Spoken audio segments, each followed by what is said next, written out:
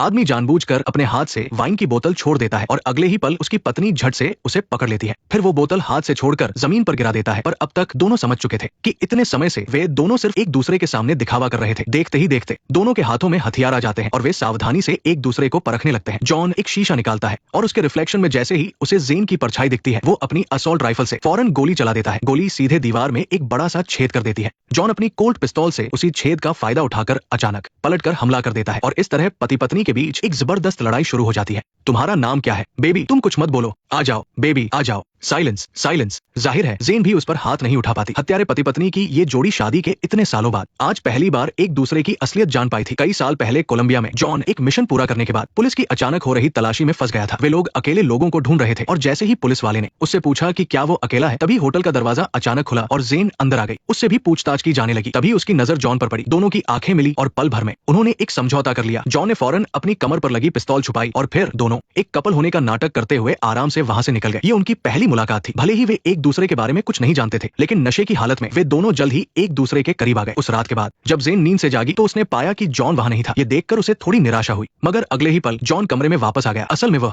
नाश्ता खरीदने गया था। जॉन के लाए हुए फूल लगाकर जेन बेहद खूबसूरत लग रही थी। वे खुद को रोक नहीं पाए और फिर से एक दूसरे को किस करने लगे। वे प्यार में पड़े किसी भी कपल की तरह साथ में घूमने और गेम खेलने लगे। जब वे शूटिंग गेम खेलने गए तो जेन ने जानबूझकर ऐसा दिखाया जैसे उसे निशाना लगाना नहीं आता और उसके सारे निशाने चूक गए। जब जॉन की बारी आई तो वो जेन के सामने अपनी होशियारी दिखाना चाहता था, लेकिन ये देखकर जेन को गुस्सा आ गया। यहाँ जेन ने बंदूक उठाई और उसका हर निशाना पक्का था, जिसे देखकर जॉन हैरान रह गया। जब उसने पूछा कि जेन ने शूटिंग कब सीखी तो उसने यूं ही कह दिया कि ये तो बस नए लोगों की किस्मत है। ये दो बेरहम प्रोफेशनल किलर्स घर जाकर फौरन शादी कर लेते हैं, जिससे उन दोनों के दोस्त हैरान रह जाते हैं। उन्हें लगा कि वे 6 महीने भी साथ नहीं टिक पाएंगे। देखते ही देखते 6 साल बीत गए और उम्मीद के मुताबिक पति पत्नी के बीच सब कुछ फीका पड़ गया था और कोई जुनून नहीं बचा था। जॉन बाहर से एक कंस्ट्रक्शन कंपनी का बड़ा अधिकारी है और हर रोज ठीक 7 बजे से पहले अपनी गाड़ी से ऑफिस के लिए निकलता है। कभी कभी रास्ते में जेन से भी उसका आमना सामना हो जाता था, जो ये दिखाता था कि दोनों की पहचान एक दूसरे के खिलाफ थी। और रात में जॉन हमेशा 7 बजे से पहले घर लौट आता था। दरवाजे में घुसने से पहले वो अपनी अंगूठी पहनता और अपने कॉलर से खून के धब्बे साफ करता था। वही जेन मेज पर शानदार डिनर तैयार रखती थी। दोनों के बीच बस यूं ही हल्की फुल्की बातें होती थी। उस रात जेन को अचानक एक मिशन का काम मिला। उसने काले कपड़े पहने और झूठ बोला कि उसे कुछ काम निपटाने के लिए कंपनी वापस जाना है। जॉन को इसकी आदत हो गई थी, इसलिए उसने ज्यादा कुछ नहीं पूछा, लेकिन जेन के गाड़ी से निकलते ही जॉन भी उसके ठीक पीछे घर से निकल गया। वो एक बार में पहुंचा और टॉयलेट ढूंढने के बहाने एक छोटे से प्राइवेट कमरे में घुस गया। अंदर जुए का खेल शुरू होने वाला था और वहां 3 लोग थे जिन्हें चौथे की जरूरत थी। जॉन ने नशे में होने का नाटक करते हुए पैसे निकाले और खेल में शामिल होने के लिए कहा। वे लोग वैसे भी किसी का इंतजार कर रहे थे, तो उन्होंने उसे बैठने दिया। कुछ राउंड के बाद ही उसकी उन लोगों से अच्छी दोस्ती हो गई। तभी उसका टारगेट दरवाजा खोलकर अंदर आया। पता चला कि वो तीनों उसी का इंतजार कर रहे थे और यही आदमी जॉन का उस रात का टारगेट था। उसने फौरन अपनी कमर से 2 बंदूकें निकाली और पलक झपकते ही चारों को ढेर कर दिया। दूसरी तरफ जेन एक हाई क्लास क्लब के दरवाजे पर पहुंची। बॉडीगार्ड से तलाशी के बाद उसे अंदर ले जाया गया। बाथरूम से फौरन बाथरोब पहने एक आदमी बाहर निकला। जेन ने उसके सामने ही अपना कोट उतार दिया, जिसके नीचे उसने मोहक कपड़े पहने हुए थे। ये सब उसके प्लान का हिस्सा था। जैसे ही वो आदमी अपनी सुध बुध खो बैठा, जेन ने अपना मिशन पूरा किया। आराम से अपना कोट पहना और अपने हैंडबैग का हैंडल बालकनी की दीवार की लाइट पर लटका दिया। वो सैकड़ों मीटर ऊंची छत से नीचे कूद गई। उसका खास हैंडबैग फौरन एक रस्सी में बदल गया, जिससे वो बड़े आराम से और सुरक्षित जमीन पर उतर गई। इसके बाद वो एक टैक्सी में बैठकर शांति से निकल गई। जब दोनों घर पहुंचे तो वे हमेशा की तरह बर्ताव कर रहे थे और दोनों में से किसी को भी अंदाजा नहीं हुआ कि दूसरे ने अभी अभी क्या किया है। लेकिन उसी रात दोनों को एक ही समय पर एक फोन आया और हमेशा की तरह दोनों ने एक दूसरे से बात छिपाई। जेन ने झूठ बोला कि उसके पिता बीमार है और उसे उनकी देखभाल के लिए घर जाना होगा। वही जॉन ने कहा कि जिस डैम का काम वो देख रहा है उसमें कोई समस्या आ गई है और उसे बाहर जाना होगा। अगली सुबह जॉन अपना सूटकेस लेकर आंगन के कोने में बने स्टोर रूम में गया। यहाँ के बेसमेंट में उसने अपना खुफिया हथियारों का जखीरा छिपा रखा था, जहाँ हर तरह के हथियार और गोलियां सलीके से रखी थी। इनमें पिस्तौल, रेमिंगटन शॉटगन, कार्बाइन और साथ ही कई तरह के